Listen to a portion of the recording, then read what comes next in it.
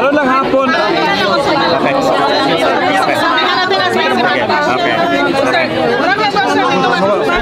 Ma'am Sarah. Meron lang hapon, ma'am. Nagpagawas og findings ang Senate on Foreign Relations. Politically motivated ang resulta sa pagpadala ni former President Duterte sa The Hague.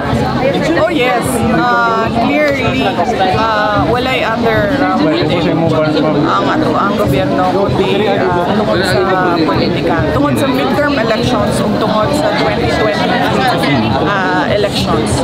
Wala may laing rason no nga they will sa tawagan ka na kidnap or kuha or dukot or kuot sa ato ang dating Pangulong Rodrigo Duterte dinhi sa ato ang nason niya, lalo nila dito sa laing nason niya ipakulong sa mga dayuhan, kundi kana lang yun ang moabot na eleksyon tungod kay nagkakusog o kusog kaayo ang oposisyon ug sa 2028 elections sa mga dili gusto mo naog gusto mo kapot sa ilahang power or gahong sa ilang